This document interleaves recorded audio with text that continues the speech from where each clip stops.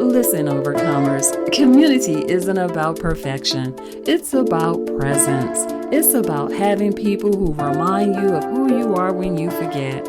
And it's about being that person for someone else too. Hey family, welcome back to If Only One Overcomes. I'm your host, Katie Lee, and I'm so thankful you're here with me today.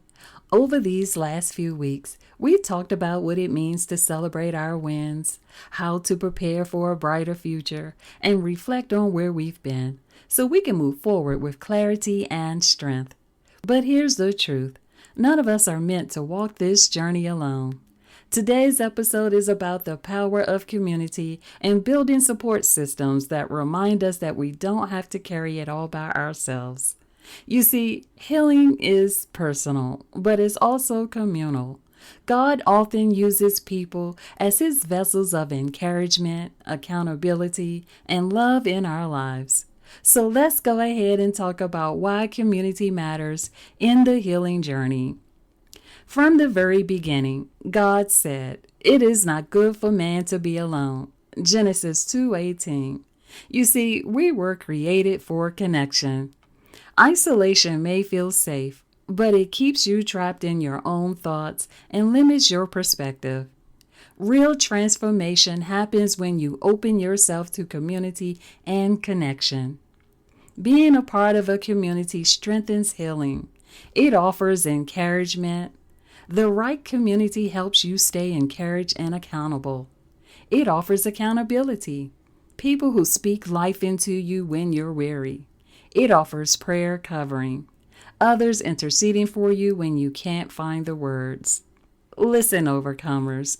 There was a time when I believed I had to handle everything alone. But then I realized God placed people in my life. People who would pray with me, speak life into me, and remind me I wasn't forgotten. The challenges didn't disappear, but with that kind of community, I found renewed strength to keep pressing forward. Now let's go ahead and take a look at two biblical insights. Ecclesiastes 4:9 through 10. Two are better than one.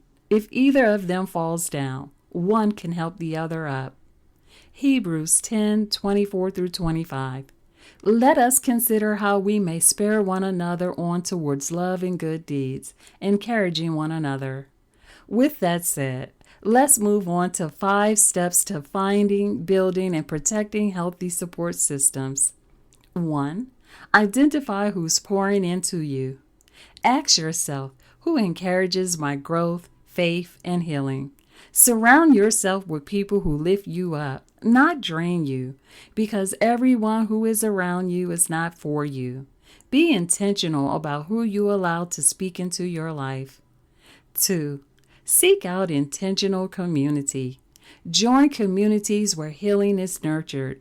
This could be a Bible study group, a support group, an accountability partner, a therapy group, or even a trusted friend. Healing happens when you're seen, heard, and supported. 3. Be willing to receive help. Many overcomers struggle here, because we've been taught to be strong, independent, and to handle it on our own. But the truth is, asking for or accepting help does not make you weak. It makes you wise. Pride and fear often push us towards isolation. Pride says, "I don't need anyone." Fear whispers, "If I ask, I'll be a burden." But neither of those reflect God's design for us. You see, receiving help is not a sign of failure. It's realizing that sometimes God answers prayers through the support He places in our lives. 4. Set boundaries within the community. A healthy community respects your limits, honor your yes, and respect your no. True support doesn't pressure, manipulate, or guilt trip. It gives you room to heal at your own pace. The right people will not only respect your boundaries, they'll celebrate them too, cheering you for your growth instead of demanding more than you can give. 5. Be the support you want to receive. Community isn't one-sided. Sometimes the best way to strengthen support is to also show up for others. When you give encouragement, you'll often find yourself encouraged too. Listen, overcomers, community isn't about perfection. It's about presence. It's about having people who remind you of who you are when you forget. And it's about being that person for someone else too. Here's a practical tool. Create a circle of 3. Identify 3 people who you can turn to for prayer, encouragement, and accountability. And then create a prayer partner list. Write down names of those you can pray for and who can pray for you. Remember this, overcomers. True community empowers you. It never drains you. The right circle will celebrate your progress, honor your boundaries, and walk beside you without trying to control your pace. You were never meant to walk this journey alone. God places people in our lives to lift us up when we're weary, to cover us in prayer, and to remind us who we are when we forget. The right community doesn't just help you survive, it equips you to thrive. And community isn't only about what you receive, it's also about what you pour back in. Because when we stand together, we rise stronger. Well, overcomers, we are at the end. This week, I challenge you to take one step towards strengthening your support system. Maybe it's reaching out to a trusted friend, joining a small group, or simply letting someone know how much their encouragement means to you.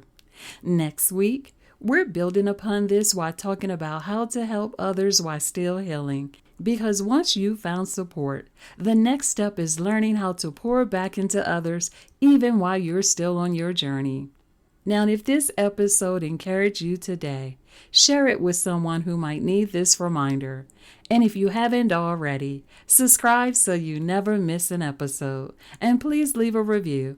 It helps more overcomers find this community of healing and faith. And follow me on Instagram at If Only One Overcomes for more encouragement and prayer. And as always, remember, your life is too important because God has a plan and a purpose for your life. Until the next episode, God bless.